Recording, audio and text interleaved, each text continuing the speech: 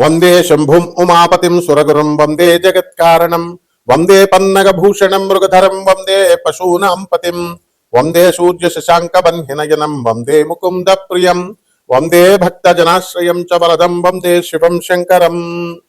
ఓం శ్రీ దుర్గామల్లేశ్వరాభ్యాం నమః. అర్జునం వందే జగదేక వీరం. ఓం శ్రీ రాధాకృష్ణాభ్యాం నమః. మనకి శనీశ్వర స్వామి అనగానే మనం భయపడతాం. చాలామందికి శని అర్ధాష్టమ అష్టమ ఏలినాటి శని సమయాలలో మాత్రమే మిమ్మల్ని ఇబ్బంది పెడతాడేమో, మిగతా సమయాల్లో ఇబ్బంది పెట్టడేమో అనుకుంటారు. కాదు, అసలు అర్ధాష్టమం అష్టమం ఏలినాటి శనిలో ఇబ్బంది పెట్టడాలు కాదు, అవి ట్రైనింగ్ ఇస్తున్నాడు మీకు. ఇప్పుడు మేము మా బంధువులు వచ్చారండి అని కోళ్ళను కోసేసి మేకలను కోసేసి గారెలు వేసేసి భోజనాలు పెడతారు. ఒక జీవిని చంపేస్తున్నాం అనేటటువంటి ఆలోచన మనం మానేస్తాం. వచ్చినటువంటి చుట్టాలకి మనకు పాపం వస్తుంది, మనం ఈ కోళ్ళని మేకలను కోయడం వల్ల అనేటటువంటి స్పృహ లేకుండా తెగిచ్చేసి బంధువులందరికీ కూడా వాళ్ళని సంతోష పెట్టడం కోసం మీరు కోళ్ళని మేకలు విందు భోజనాలు మంచి మందు కిందు పెడతారు. కానీ మీకు ఏ ఏలినాటి శని ప్రభావం వలన, అర్ధాష్టమ శని ప్రభావం వలన, లేకపోతే అష్టమ శని ప్రభావం వలన పెరాలసిస్ వచ్చినా, లేకపోతే పోలీస్ స్టేషన్లో పడినా, కోర్టు కేసుల్లో వచ్చినా ఈ బంధువులు రారు అని చెప్పడమే ఈ ఏలినాటి శని సమయాల్లో ఈ శనీశ్వరుడు మీకు నేర్పించే గుణపాఠం. మీ స్నేహితులతో మీరందరూ కూడా కాలేజీలకు డొమ్మాలు కొట్టి పిల్లల సినిమాలకి, అలాగే చదువుకోండిరా బాబు అని పంపిస్తే గర్ల్ ఫ్రెండ్స్తో తిరగడాలు, ఎక్కడ పడితే అక్కడికి గుళ్ళు గోపురాలు, ఈ మధ్యన కొత్త బ్యాచ్లు తయారైనవి, ఇట్లా రకరకాలుగా వెళ్ళేటటువంటి వీళ్ళందరికీ కూడా ఈ స్నేహితులు నీకు అక్కడకు రారు అని చెప్పడమే శనీశ్వరుడి యొక్క డ్యూటీ ఈ సమయాల్లో. మరి మిగతా టైంలో ఏమండి మాకు అర్ధాష్టమం లేదు, అష్టమం లేదు, ఏలినాటి శని లేదు, మిగతా టైంలో శని ఇబ్బంది పెట్టడా అంటే ప్రతిసారి ఇబ్బంది పెడతాడు. అలాగే ఆ ఇబ్బందిలో ఒక క్రమశిక్షణ నేర్పిస్తాడు. మీరు ఎందుకంటే శనీశ్వరుని అంటారు? మీరు అసలు మీరు చేసుకున్న కర్మకి ఫలితం ఇస్తాడంతే. అంటే మీరు పూర్వజన్మలో జన్మ పరంపరలో 84 లక్షల జన్మలు ఎత్తొచ్చారు.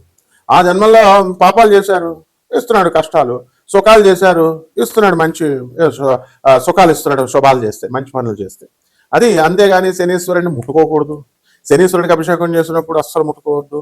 నెక్స్ట్ ప్రదక్షిణాలు చేసేటప్పుడు నవగ్రహాలను ముట్టుకోవద్దు. తర్వాత ఈ యొక్క శనీశ్వరుడు కాలు గడిగేసుకోండి. అభిషేకం చేసిన తర్వాత శనీశ్వరుడికి అక్కడ మందపల్లిలో అయితే ఇంకా దారుణంగా స్నానాలు చేసేసి నల్ల గుడ్డలు అక్కడే వదిలేసి, నువ్వు వేసుకొచ్చిన ప్యాంటు షర్టు వదిలేసి వెనక్కి తిరిగి చూడకుండా వెళ్ళిపోవడం. ఎవర్రా మీరు అంతా పండితులరా, బోకునా కొడకల్లారా? ఇదిరా మీరు శనీశ్వరుడి గురించి చెప్పేది? ప్రజలకు ఎలాగూ బుద్ధి లేదు, పామరులకి చెప్పేటటువంటి మీకన్నా ఉండాలి కదా బుద్ధి. అంటే మిమ్మల్ని గౌరవించాలా? మిమ్మల్ని నేను ఇలా పనులు చేసి శనీశ్వరుడిని అవమానిస్తున్నారు. శనీశ్వరుడు ఏమన్నా అంటరాని వాడు అనుకుంటున్నారా మీరు? మీరు తప్పులు చేసి, మీరు బోకు పనులు చేసి, మీరు వ్యభవ పనులు చేసి మీ కర్మలకు పెరాలసిస్ ఇస్తే శనీశ్వరుడు దేవుడు చేయలేదు. ఏంట్రా దేవాలయాలకు వెళ్ళిపోతే అయిపోద్దా? ఎవడు వెళ్ళమన్నాడు అసలు దేవాలయాలకు? మిమ్మల్ని దేవాలయాలు ఎందుకు పెట్టారు? మత ఐక్యత కోసం, కుల ఐక్యత కోసం. ఓ పంతులు గారు బతుకుతాడా, బయట ఉన్న చెప్పులు స్టాండ్ వాళ్ళు బతుకుతారు, పూల షాపులు బతుకుతారు. ఇందుకే పెట్టారు మీకు. అంతేగాని దాన్ని పండితుల డ్యూటీ అది చెప్పాలా? అబ్బో గుడిలోకి వెళ్ళి ప్రదక్షిణాలు చేసేస్తే వైబ్రేషన్స్ వచ్చేస్తాయి, షర్ట్ ఇప్పేసి మళ్ళీ ఎక్స్ట్రాలు షర్ట్ ఇప్పేసి ప్రదక్షిణాలు. దాన్ని నేను కూడా చెప్పాను. కానీ ఏంటి, ఎలక్ట్రోమాగ్నెటిక్ వేవ్స్ వచ్చేస్తాయి, బాడీ పర్సీవ్ చేసుకుంటుంది, బాడీ తీసుకుంటుంది, నెగిటివ్ పోతుంది, పాజిటివ్ వచ్చేస్తుంది. చెప్తాం, అది డ్యూటీ అది.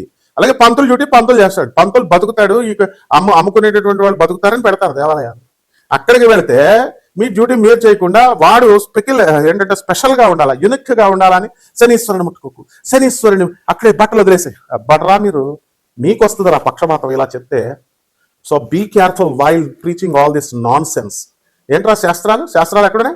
స్టోపెడ్ ఫెలోస్. సో ఈ విధంగా చేస్తే ఇటువంటి చెప్పిన వీళ్ళకే కాకుండా పాటించినటువంటి వాళ్ళకు కూడా మిమ్మల్ని తప్పకుండా పీడిస్తాడు. రౌరవాది నరకాలకు విసిరేయడం కాదు, అసలు ఎక్కడ ఉండగానే చూపిస్తాడు. శనీశ్వరుడు శివుడిని లెక్క చేయడు, విష్ణువుని లెక్క చేయడు, బ్రహ్మను లెక్క చేయలేదు, అండ్ ఈ ఎదిరించి పడేశాడు. And it is an autonomous planet. ముందే చెప్పాను నేను, ఇండిపెండెంట్ సంస్థ అది. ఎలాగైతే ఒక ఏఐసిటికి, ఒక యూజిసి, ఒక అటానమస్ బాడీస్ ఉన్నాయో, ఇండిపెండెంట్ చార్జెస్ ఉన్నటువంటి బాడీస్ అది. సో ఎప్పటికీ ఆయన ఆన్సరబుల్ కాదు శనీశ్వరుడు.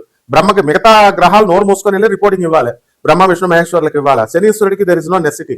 ఈవెన్ నవగ్రహాల నాయకుడైనటువంటి రవి కూడా వెళ్ళి రిపోర్టింగ్ ఇవ్వాలా. అండ్ శనీశ్వరుడు అంటే reformative planet, and he will reform the society, he will amendment planet అది. బ్రహ్మ విష్ణు మహేశ్వరులు కూడా వాళ్ళు పాత లాస్ రాసి ఇది అని అన్నప్పుడు నీకు దాన్ని అమెండ్ చేస్తాడు ఆయన. బలి చక్రవర్తి ప్రైడ్ దానాలు చేశాడు, ప్రైడ్ అహంకారం వచ్చింది.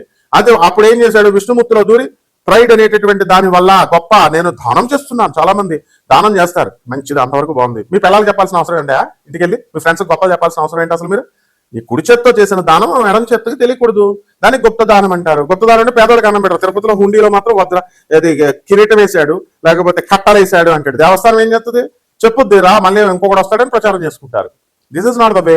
ఏం పేద ప్రజలు కనపట్లేదా నీకు, వికలాంగులు కనపట్లేదా, అనాథలు కనపట్లేదా, తర్వాత సాధు సత్పురుషులు కనపట్లేదా, సాధువులు వాళ్ళకి 10 రూపాయలు అయ్యో కానీ దేవాలయాల్లో వేస్తావు. ఇది దీనికి ప్రవచనకారులు చెప్తా ఉంటారు. ఏంటి, వెళ్ళిపోండి దేవాలయాలకు, వెళ్ళిపోండి కర్మలు పోద్ది. వీళ్ళ కర్మలే పోవు, వీళ్ళ పిల్లలే సగం మంది వదిలిపడేశారు. వీళ్ళ కుటుంబాలనే వికలాంగులు, వాళ్ళు వీళ్ళు మతిస్థిమితం లేనటువంటి వాళ్ళు వీళ్ళందరూ ఉన్నారు. రెండే చెప్తే శనీశ్వరుడు మరి ఊపుకుంటాడా, ఇస్తాడు. కాబట్టి ఒళ్ళు దగ్గరెట్టుకొని చెప్పాలి ఎవడు చెప్పినా సరే. మీరు నాన్ సెన్స్ అంతా చెప్తూ ప్రజల సొసైటీని మీరు నాశనం చేస్తుంటే అటువంటి వ్యవహారాలందరినీ కూడా రిఫర్మేషన్ చేసుకొస్తూ ఉంటాడు. రిఫర్మేటివ్ ప్లానెట్ అంటారు దీన్ని. కాబట్టి శనీశ్వరుడు ఎవరికి భయపడ్డు. అండ్ కొన్ని సంవత్సరాల పాటు విష్ణువుతో యుద్ధం చేస్తే ఏం చేస్తాడండి విష్ణువు, ఆల్టర్నేటివ్ గా ఆఖరికి ఆయన కాలు విరగొడతాడు. శివుడు అంశ అండి వృషభ రాశి. ఈ వృషభ రాశి వారికి అందరికీ కూడా ఈ 2026 సంవత్సరం ఎండింగ్ వరకు కూడా మనకి ఎలా ఉంటుందండి ఈ శని అనుగ్రహము, లక్ష్మీ అనుగ్రహము, గురు దత్తాత్రేయుల వారి యొక్క అనుగ్రహం మనకు ఉంటుందా అంటే తప్పకుండా ఉంటుంది. వృషభ రాశి వారికి వీళ్ళకి ఈ సంవత్సరం అంతా కూడా సూపర్బ్ గా ఉంటుంది. అయితే మీకు ఎవరికైతే అక్రమ సంబంధాలు మగవాళ్ళు పెట్టుకున్నారో ఇమీడియట్ వదిలేసేయాలా. ఆడవాళ్ళ జోలికి అస్సలు వెళ్ళొద్దు. మీరు ఎట్టి పరిస్థితుల్లో మీ బతుకు బస్టాండ్ అయిపోవడానికి అవకాశాలు ఉన్నాయి ఈ ఒక్క విషయంలో.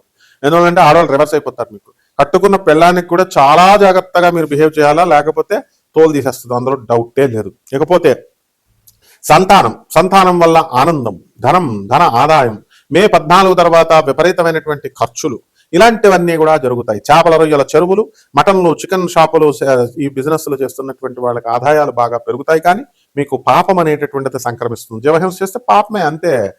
అందువలన ఎవడో ఏమండి తింటే పర్లేదండి, కోసేసుకొని. ఎవడరా చెప్పింది మీకు అసలు? చెప్పిన నా కొడుకు అసలు ఫస్ట్ బుద్ధి లేదు. నిన్ను కోసేస్తాం రా, నిన్ను కోసేసి తినేస్తారు అవతలాడు. ఇటువంటి నాన్ సెన్స్ అంతా పెట్టకండి.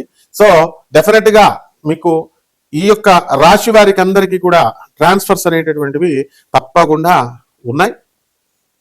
మీరు కోరుకున్న చోట్లకి ట్రాన్స్ఫర్స్ అనేటటువంటివి జరగడానికి అవకాశాలు ఉన్నాయి. ఉద్యోగాల్లో ప్రమోషన్స్ అనేటటువంటివి రావడానికి కూడా అవకాశాలు ఉన్నాయి. అనేక రకమైనటువంటి వృత్తుల్లో మీరు అనేక రకమైనటువంటి వ్యాపారాలు స్టార్ట్ చేయాలనేటటువంటి ఆలోచన మీకు అధికంగా ఉంటుంది.